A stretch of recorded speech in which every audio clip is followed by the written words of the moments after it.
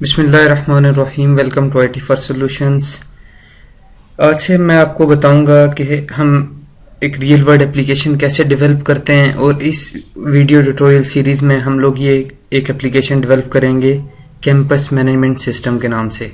आप इस एप्लीकेशन को स्कूल में, कॉलेजेस में या कहीं एकेडमी में, इस तरह के इदारों में आप डिप्लॉय कर सकते हैं। ये सबके लिए एक जर्नलाइज टाइप की एप्लीकेशन डेवलप की गई है जो कैंपसेस को मैनेज करने के लिए, स्कूल्स को, कॉलेजेस को मैनेज करने के लिए काम करती है। ये एक रियल वर्ल्ड एप्लीकेशन है, इसे डिप्लॉय किया गया है, टेस्ट किया गया और ये चल रही है। और ये उसका एक मैं आपको डेमो दे रहा हूँ, चूंकि यही एप्लीकेशन नेक्स्ट ट्यूटोरियल से हमने डिजाइन करना शुरू करनी है इस वीडियो ट्यूटोरियल सीरीज में। तो मैं थोड़ा सा आपको इंट्रोडक्शन देता हूँ इस एप्लीकेशन का। सॉल्यूशन एक्सप्लोरर आप देख रहे हैं, प्रॉपरली फोल्डर्स ऑर्गेनाइज हुए हैं। इसमें सिंपल रिपोर्ट्स यूज हुई हैं, क्रिस्टल रिपोर्ट्स यूज हुई हैं, एसक्यूएल सर्वर डेटाबेस यूज हुआ है, C#.NET प्रोग्रामिंग लैंग्वेज यूज हुई है। उसके बाद हमने एनटीआर आर्किटेक्चर को फॉलो किया है और प्रॉपरली डिजाइन सॉफ्टवेयर है। उसके बाद कोडिंग के लिहाज से इसमें स्टोर प्रोसीजर्स हैं, सिंपल क्यूरीज हैं, और उसके बाद डेटाबेस की लेयर है। प्रॉपरली जितने भी डाटा C# डेटाबेस के कंसेप्ट थे वो सारे इसमें हमने कवर करने की कोशिश की है। एसक्यूएल सर्वर के साथ स्टोर प्रोसीजर्स हैं और सिंपल कुछ फंक्शनैलिटीज में हमने इसमें क्यूरीज वगैरह ऐड की हैं।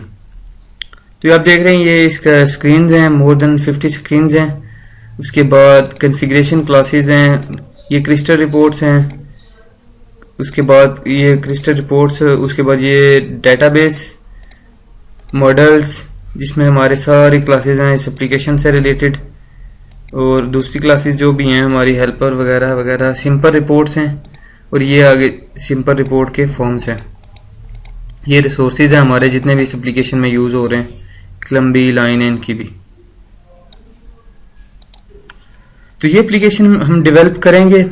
सबसे पहले हम इसको रन करके टेस्ट करते हैं और मैं आपको दिखाता हूँ कि एप्लीकेशन काम कैसे करती है, ताकि आज से आपके जहन में आइडिया आ जाए कि हमने किस तरह की एप्लीकेशन डेवलप करनी है। स्टार्ट करते हैं प्रोजेक्ट को।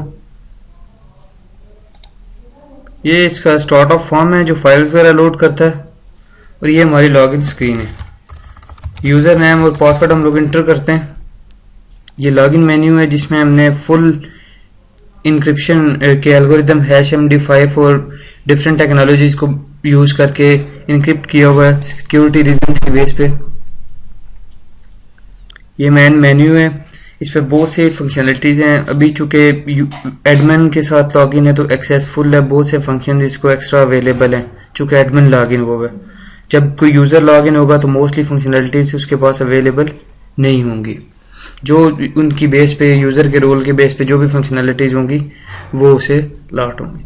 सबसे पहले मैं आपको ये वाला मेन्यू दिखाता हूँ, उसके बाद ये वाली मेन्यू स्ट्रिप दिखाता हूँ, उसमें कौन कौन से आइटम है। ऐड स्टूडेंट पे चलते हैं। तो ये स्टूडेंट का रजिस्ट्रेशन फॉर्म है जिसमें स्टूडेंट की बेसिक इंफॉर्मेशन है ये सारी, और उसके बाद उसकी अदर इंफॉर्मेशन है, और उसके बाद ऑफिशियल डिटेल्स हैं जिसमें हम लोग क्लासेस है हमारी सारी, ये उसकी फीस वगैरह खुद बहुत कैलकुलेट कर लेता है सेक्शन। और फिर ट्रांसपोर्ट है, वो उसकी बेस पे उसका रेंट वगैरह लोकल, अगर कोई एक्स्ट्रा रेंट है तो वो भी खुद बहुत उठा लेता है। कंसेशन अगर हमने को देनी है तो वो भी है इसमें। और उसके बाद ये रिजल्ट सेक्शन है। यहाँ से सिस्टम के साथ अगर कैमरा कनेक्ट हो तो हम लोग कैमरे को भी ऑन कर सकते हैं। ये इस तरह जब देख रहे हैं कैमरा ऑन हो चुका हुआ है सिस्टम का, और यहाँ से ब्राउज करके भी इमेज आप इसमें डाल सकते हैं।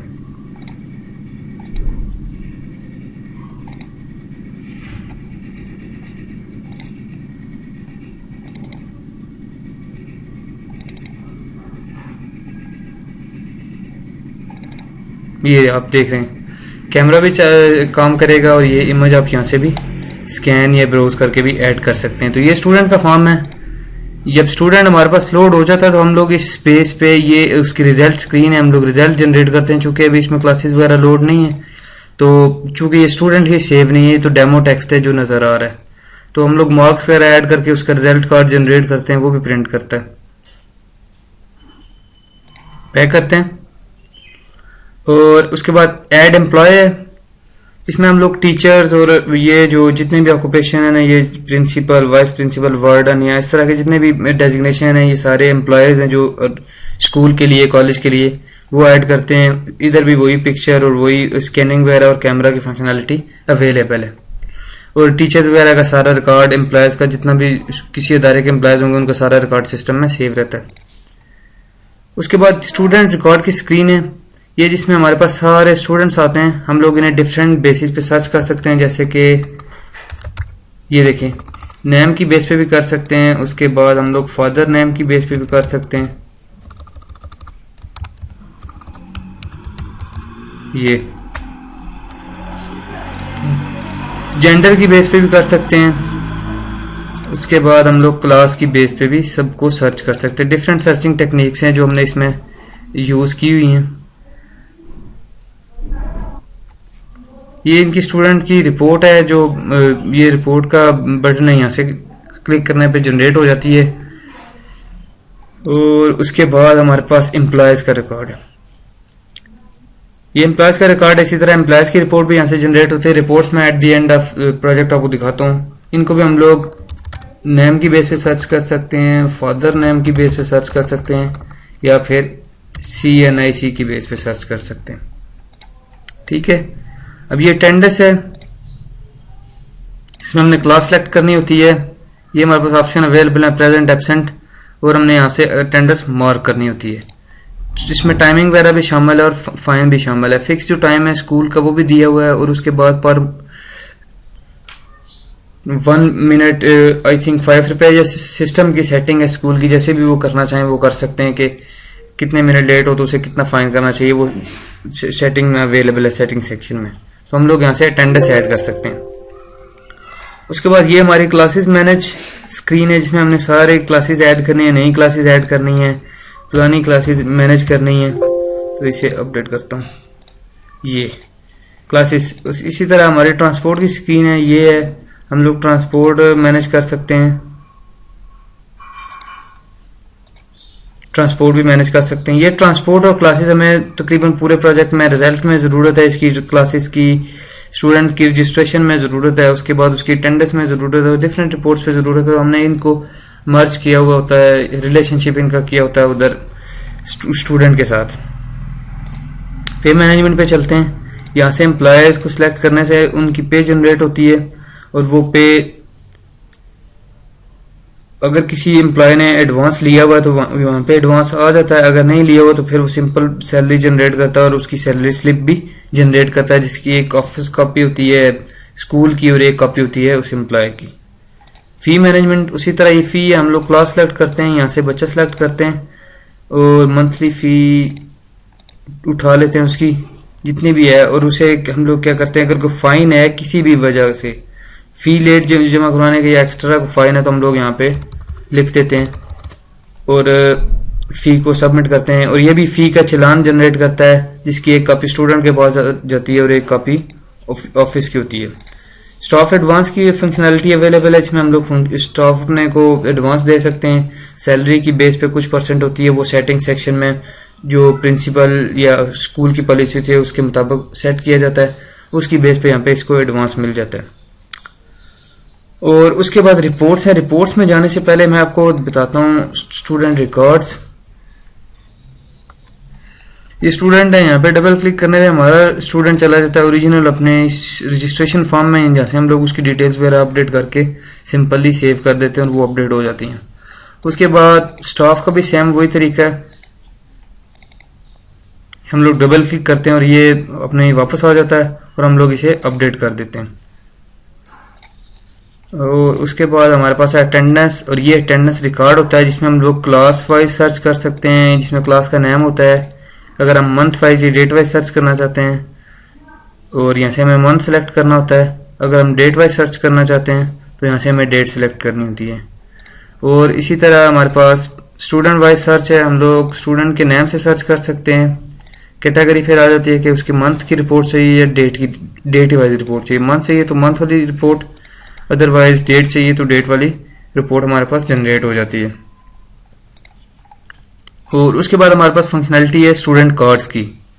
हम लोग नया कार्ड यहाँ से इशू कर सकते हैं। स्टूडेंट का नाम लिया, चूंकि करंटली इसमें स्टूडेंट रजिस्टर नहीं है कोई स्टूडेंट कार्ड वाले सेक्शन में, तो स्टूडेंट का नाम लेंगे, वो उसकी सारी डिटेल्स ऐड कर लेगा यहाँ पे। उसके बाद हमने सिंपली उसे क्या करना है, कार्ड को इशू कर देना है। मैं आपको इशू जो कार्ड है वो भी सेक्शन दिखाता हूँ। जैसे स्टूडेंट कार्ड है, व्यू रिकॉर्ड्स। अब ये सारे कार्ड्स है ना जो ये इशू हुए हैं इन स्टूडेंट्स को, जिनकी ये वैलिडिटी है, इसमें डिफरेंट स्टेटस होते हैं, री इशू, ब्लॉक, एक्टिव या एक्सपायर्ड वगैरह। स्टूडेंट कार्ड की रिपोर्ट जितनी भी होंगी रिपोर्ट सारी वो एट द एंड ऑफ मैं आपको दिखाता हूँ और साथ ही उनको एक्सप्लेन करूंगा। करंटली आप सिस्टम को समझें। क्लासेस का सारा रिकॉर्ड है, ट्रांसपोर्ट है, उसके बाद अकाउंट सेक्शन में फी, सबमिट फी, ये फी रिकॉर्ड है, और पे मैनेजमेंट में इशू पे रिकॉर्ड या फिर स्टाफ एडवांस है। कॉन्टेक्ट पेरेंट्स, हम लोग पेरेंट्स के साथ एसएमएस के जरिए कॉन्टेक्ट कर सकते हैं इस एप्लीकेशन के थ्रू या ईमेल के थ्रू, और ये फिर सेंट ईमेल या एसएमएस का रिकॉर्ड है सारा। रिपोर्ट्स में एक लंबी लाइन है, वो एट द एंड ऑफ हमने रखा है। मैनेज यूजर हम लोग कर सकते हैं सेटिंग में, चूंकि एडमिन लॉगिन है तो यूजर्स को मैनेज कर सकता है, पासवर्ड चेंज कर सकता है, ईमेल की सेटिंग कर सकता है या फिर एसएमएस की सेटिंग कर सकता है। डेटाबेस बैकअप एंड रीस्टोर है, हम लोग सिंपली अपनी लोकेशन पिक करते हैं और ओके करेंगे तो हमने सिर्फ बैकअप का बटन प्रेस करना तो वो इस डायरेक्टरी में हमारे डेटाबेस का बैकअप कर देगा।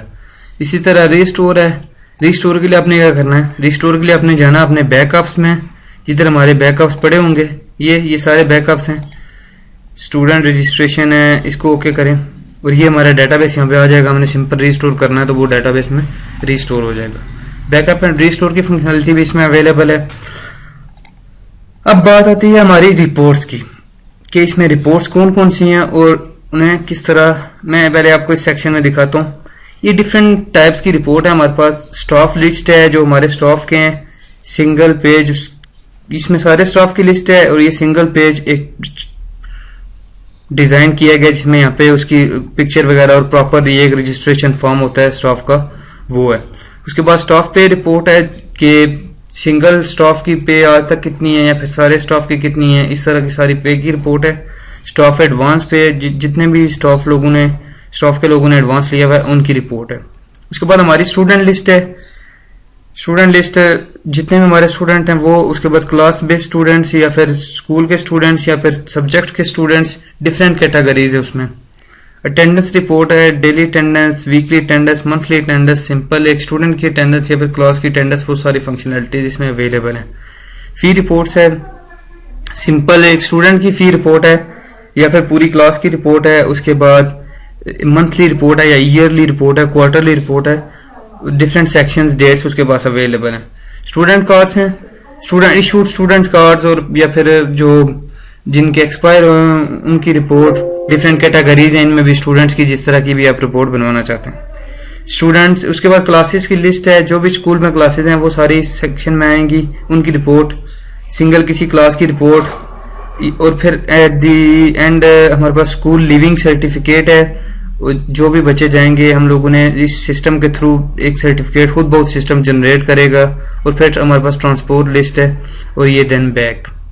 मैं आपको कुछ रिपोर्ट्स दिखाता हूँ, चूंकि सारी तो लंबी है, मैं स्टूडेंट लिस्ट दिखाता हूँ आपको। ये देख रहे हैं, ये स्टूडेंट लिस्ट की रिपोर्ट है, हमारे पास डिफरेंट कैटेगरीज अवेलेबल है। अटेंडेंस रिपोर्ट है, हमने यहाँ से क्लास सेलेक्ट करनी है, ये क्लास सेलेक्ट करनी है तो ये उसकी अटेंडेंस की रिपोर्ट हमारे पास जनरेट हो जाएगी। ये आप देख रहे हैं ये इस तरह।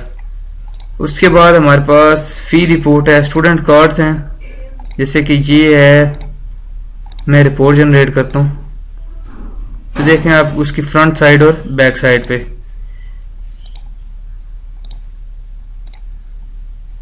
अच्छा, किसी को ये आप देख रहे हैं स्टूडेंट कार्ड, ये उसकी इमेज वगैरह और ये उसकी सारी डिटेल्स हैं। उसके बाद ये इसका सेक्शन और ये हमारे जो अदारा है उसकी डिटेल्स वगैरह सारी यहाँ पे लिखी हुई हैं। इस तरह का स्टूडेंट कार्ड जनरेट होता है। उसके बाद हमारे पास आता है स्कूल लिविंग सर्टिफिकेट, ये मैं आपको चेक करवाता हूँ। ये आप देख रहे हैं, ये हमने सिर्फ सिंपल स्टूडेंट का नाम सिलेक्ट करना है, उसने उसके लिए सारा सर्टिफिकेट खुद ही बना देना है। ये देख रहे हैं आप, ये डमी रिकॉर्ड्स हैं, ये सिर्फ मैंने आपको यहाँ पे डिमॉन्स्ट्रेशन के लिए ये ऐड किए हैं ताकि आपको बता सकूं। रियल वर्ल्ड एप्लीकेशन डिप्लॉयड है, उसमें कोई मसला नहीं है, उनका रिकॉर्ड नहीं है। तो इस तरह की हम लोग एप्लीकेशन बनाएंगे नेक्स्ट वीडियो से, जिसमें हम लोग प्रॉपरली स्टार्ट करेंगे सिंपल एक लॉगिन स्क्रीन से, स्टार्ट ऑफ स्क्रीन से जो हमारी लोड होती है, उसके बाद लॉगिन स्क्रीन, फिर देन मेन मेन्यू, और फिर ये हम लोग सारी फंक्शनलिटीज ऐड करेंगे। फुल्ली ऑब्जेक्ट ओरिएंटेड कॉन्सेप्ट्स को यूज किया गया है, एनटीआर आर्किटेक्चर को फॉलो किया गया जिसमें डेटाबेस लेयर और बिजनेस लेयर है, और उसके बाद हर एक टॉपिक को फॉलो किया गया, जैसे कि सिंपल रिपोर्ट्स हैं, क्लस्टर रिपोर्ट्स हैं, सिंपल क्यूरीज हैं, स्टोर प्रोसीजर्स हैं, एडवांस स्टोर प्रोसीजर्स हैं, इंक्रिप्शन है, और जितने भी कॉन्सेप्ट हैं ना सी शार्प डाटाबेस के, मोस्टली वो यूज किए गए इस एक एप्लीकेशन में, ताकि जो ये एप्लीकेशन बनाना सीख जाए वो सी शार्प से किसी भी किस्म का प्रोजेक्ट बनाना सीख जाए। तो उम्मीद है आपने रेडी होंगे ये प्रोजेक्ट बनाने के लिए। तो अगर आपने मेरा चैनल सब्सक्राइब नहीं किया तो अभी से सब्सक्राइब कर दें। मिलते हैं नेक्स्ट वीडियो में विद द न्यू स्टार्ट। अल्लाह हाफिज, अस्सलाम वालेकुम।